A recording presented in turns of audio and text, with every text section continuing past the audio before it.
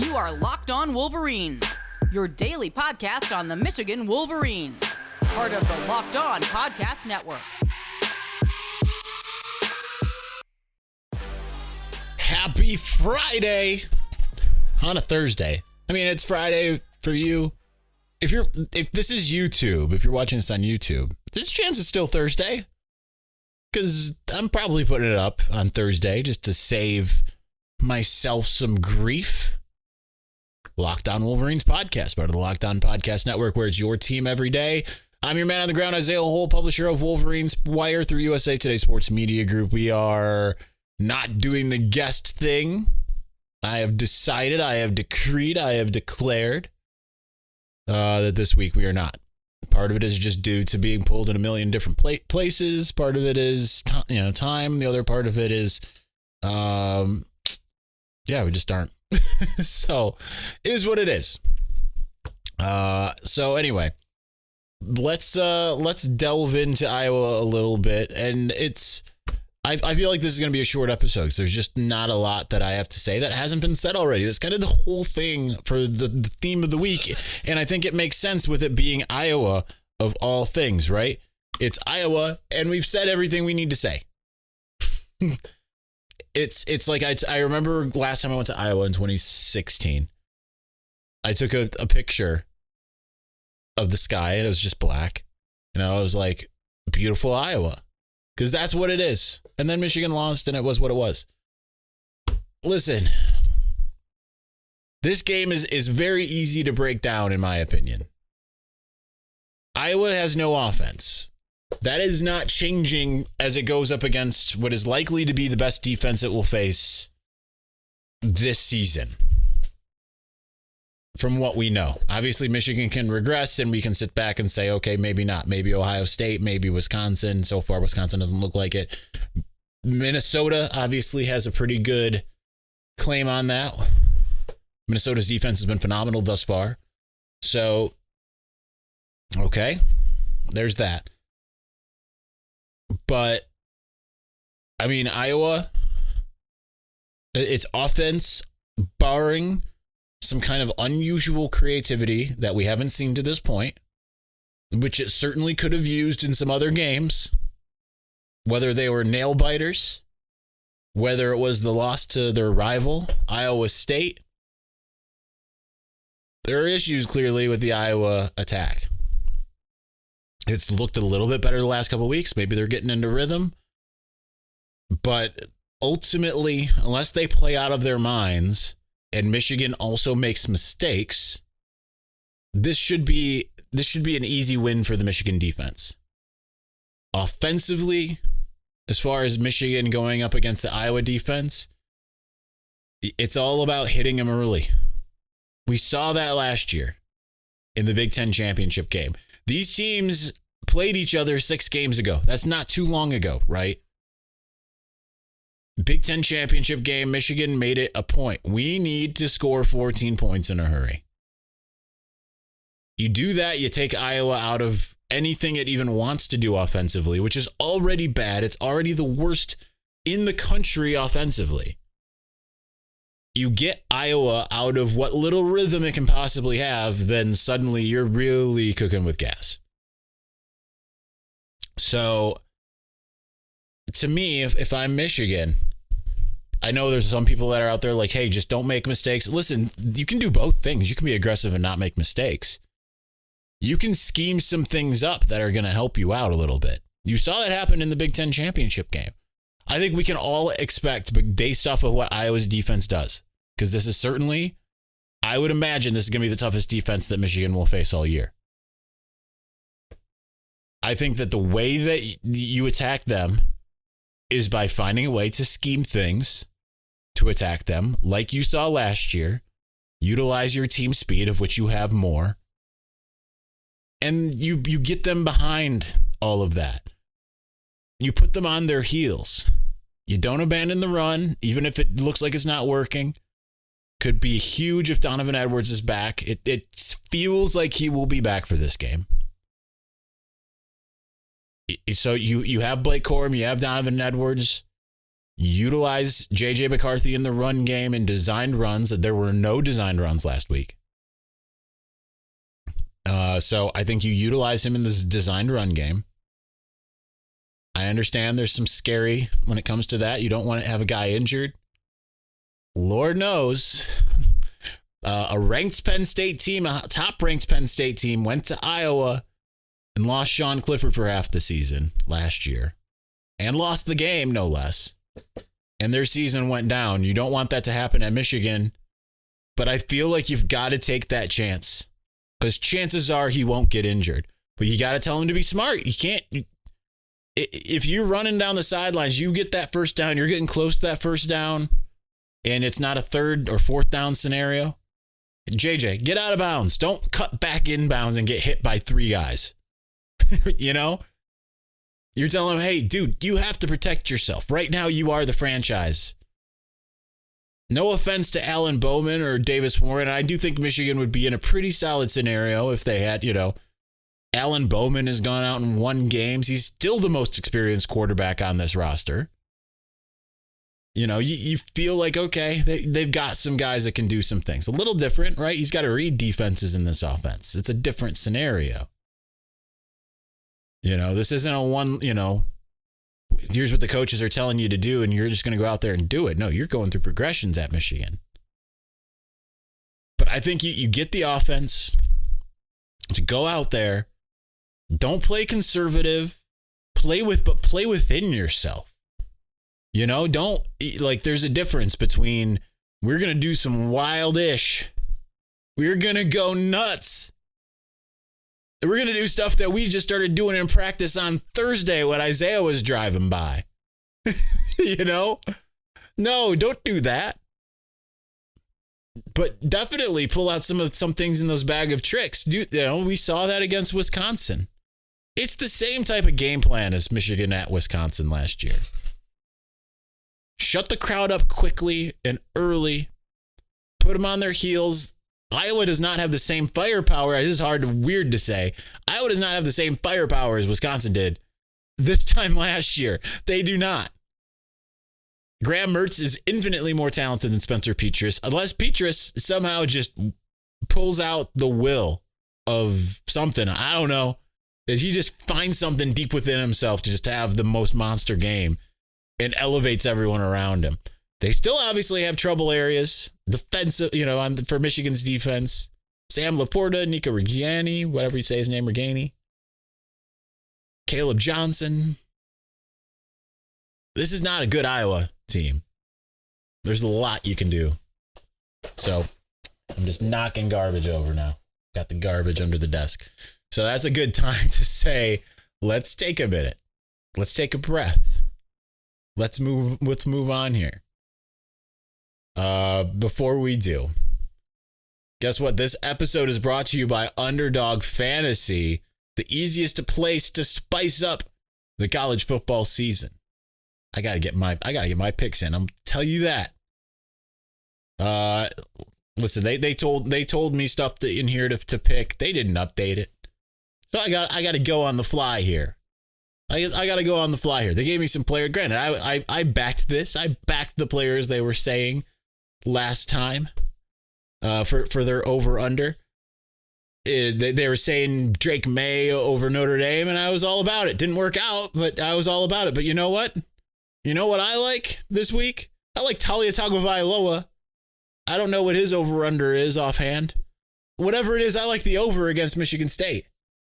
I also like the under for any Michigan State running back against Maryland, even though Maryland let Michigan run wild all over them. That's just how I feel. I don't know. I like Jarek Broussard. I do. Anyway, it's easy to play. It's available in over 30 states. Just pick between 2 and 5 players across any team, not just your team. Decide if they'll finish higher or lower. It's one of the easiest fantasy games to play out there, and you can win cold hard cash in a single game. So sign up with the promo code Locked On. That's all one word, and Underdog will double your first deposit up to $100. Deposit $100, get $100 free. Go to UnderdogFantasy.com or find the Underdog Fantasy app in the App Store or Google Play Store. That's Underdog Fantasy, promo code Locked On, one word. Get in on the college football pick'em action today.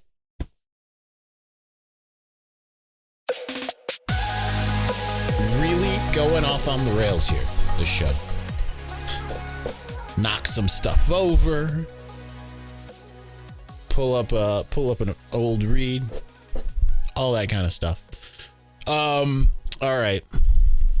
So Michigan, Iowa. See, we're still off the rails. Have not got it back on. There's a reason why I named the episode I recorded right before this going off the rails on a crazy train. Not just because of my old affinity for Ozzy Osbourne or anything like that, but I do feel like that's where we're at today. You know, this is why I take a long rest before a travel weekend. You know, this is my Friday. Had multiple people, please do the radio today. Not happening. This is why. You know, you need some time to decompress, to figure life out. That's where I'm at today. So anyway, Michigan, Iowa. I will say this for Kinnick. I've only been there the once. It was the night game. You all remember it. You all saw it, I'm sure. Did not go well. I didn't find anything particularly specifically daunting about the atmosphere at Kinnick. Obviously, there's something about it because they're 5-1 against top 5 teams in the last 6 times they've played. We've all been, I'm sure, seeing that statistic go around this week. There's something clearly about it. There was nothing about it that made me be like, oh. Like I'm the same way with Wisconsin, to be honest. I've gone to Wisconsin 3 times. I've thought it's been fine. It's no Penn State. It's no Nebraska. It's no Ohio State. So, I mean, I think that Michigan State's maybe more raucous than Iowa compared to the time that I've been to Michigan State. Obviously, that's a different scenario because it's rivalry. But, I mean, there was nothing specific about Kinnick that really stood out. Again, my Iowa of it all, it's just a blank slate. Whatever your Iowa is what it is. You know, what does Iowa mean to you? I like my Iowa with big angel like wings playing lead vocals for Leonard Skinner. And I'm in the front row hammered drunk. That's my Iowa. So, you know, that is what it is. But nonetheless, Michigan does have to take it a lot more seriously than I am currently doing. Because like I said in the mailbag, Michigan could lose this game. It could. I don't think it will, but it very well could. This is not like this is not Maryland, which, I mean, I had a moment where I was like, Michigan's going to F around and find out, and they decided not to do that. You pretty much any Big Ten team, including Rutgers, this year, maybe not Northwestern, this year, maybe not Michigan State, you better play pretty solid. Otherwise, you're going to get beat. So Michigan's got to be smart about it. Michigan's got to go out there and play smart football. And the good news is we've seen these coaches, maybe not the same coordinators, but we've seen other people who are involved experience what it's like because they were smart against Wisconsin last year. Almost effed around and found out against Nebraska. But that's kind of what Nebraska does. So this is a game in which, I mean, I fully expect that it has Michigan's attention. Offensively, I think that it's going to be daunting, but like, who has Iowa faced thus far from an offensive standpoint that we are really like, oh, wow. You know what I mean? There hasn't really been anybody, you know. They do have the best defense right now. Pretty sure overall, but as far as teams they've faced, I can't look up South Dakota State because they're an FCS program. Iowa State is not exactly, this is not what they've been the last few years. And granted, they tend to beat them usually anyway, but that they haven't, you know. Iowa State is 76th in the country right now. That's where they're at. The Iowa game, They didn't pass for a heck of a lot compared to what they normally do. They ran okay. 129 yards. It's about limiting mistakes. If you're Michigan, you limit mistakes. You don't have you limit the turnovers or win the turnover battle. I'd say it's more winning or evening the turnover battle. You're probably going to be all right. Don't let them get a safety. Don't even just race to 14. Get to 17. Get a 17-point lead. If you can get a 17-point lead, I think that is insurmountable for an Iowa offense that has only really done it twice. 27 against Nevada, 27 against Rutgers, with 2 defensive touchdowns against Rutgers. So otherwise, 7-7, 27-27. I think that's totally doable. So, and then defensively, again, just play smart. Get pressure. If you can get pressure, I mean, they didn't get a ton of pressure on Petrus last year. I think this team is a little bit more equipped, and I think Iowa's offensive line is looking not great, right? Sacks allowed. Iowa. Remember, I said Michigan is 54th. Iowa's given up 2 more. They've given up 9. Their schedule has not been a murderer's row either. So there's that.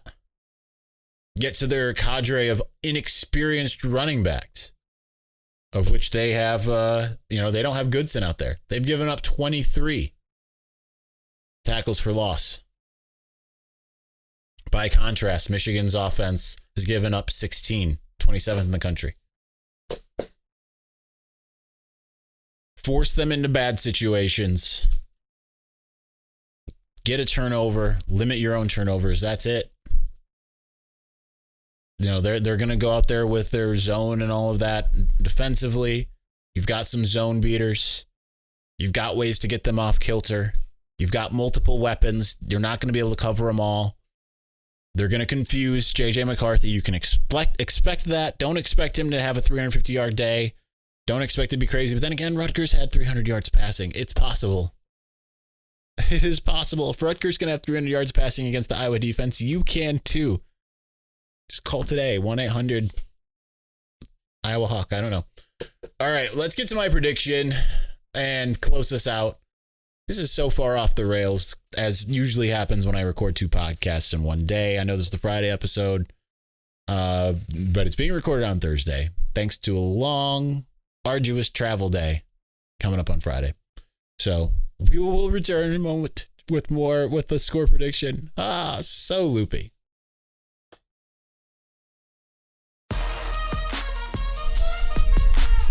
Alas, we are back. We are doing it. Almost got into the whole intro.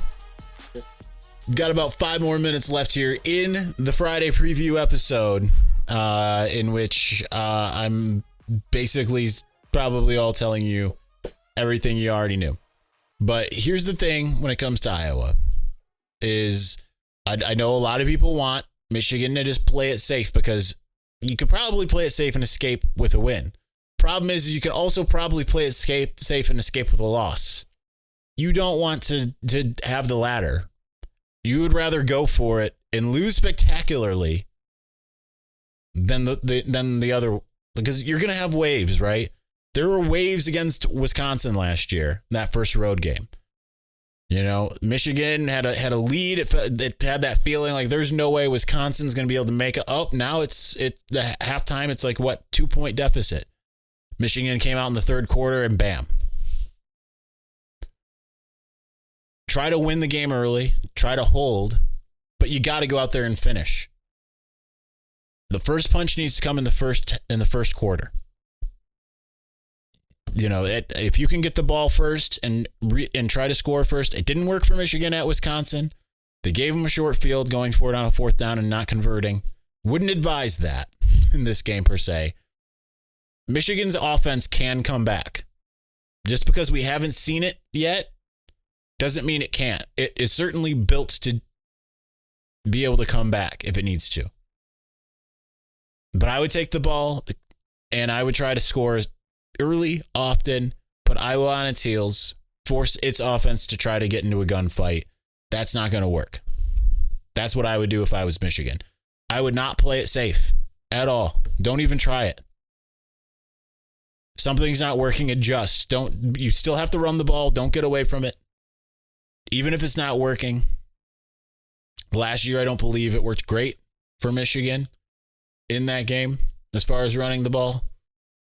But, that's just, you just got to keep at it. I say that. They ran for 211 yards. So they actually ran fine. But granted, a lot of that came on one of those early plays. But they passed for 250. They ran for 211, 461 yards of offense. They got 62 plays. It's about all you can expect against a team like that. They weren't the team that had the least amount of plays by any stretch. Penn State managed 79 last year. Minnesota had 83. Both of those were wins for those teams. Michigan averaged 7.44 yards per play. That's by far the worst that Iowa gave up. Purdue, they lost to Purdue in spectacular fashion. They gave up 6.11 yards per play at home against Purdue. So, beyond the positive end of things, stay ahead of schedule as much as you possibly can. You do that, you got yourself most likely a victory. That is what I'm predicting. I think it'll be more out of hand than people think. I'll tell you what I said on the Wolverines Wire prediction. My 3 bold predictions, 2 were soft and 1 bold. I said Iowa sells out and holds the run game to under 100 yards. I think that's fine. However, J.J. McCarthy gets over 250 yards passing. Michigan had a cumulative 250 last year. I think that number could be more like 350. I do. I really do. Meanwhile, I think Michigan holds Iowa's offense to under 120 yards of offense. And I'm predicting Michigan to win 31-10. I'll give them a defensive touchdown. I'll give them another something that makes it so they get a field goal. Or let's just be honest, 5 safeties. I'd take it. Wouldn't you take it? I know we'd all be like, oh, what's wrong with this offensive line? I would take it. It's Iowa's favorite thing, the safety. All right, that's going to do it for us today. My plan is to do a podcast right there from Kinnick before I leave the stadium. We're not leaving until Sunday, so that is the plan. Sunday podcast from Kinnick Stadium. So, barring exhaustion, something else I don't know, that is what we're going to try to do. So, stay tuned for that on Saturday night. It'll probably take long to get up because I won't have the powerhouse computer here. But anyway, that is the plan. Thank you for watching and or listening. We will be live from Kinnick after the game. Talk to you then. Peace.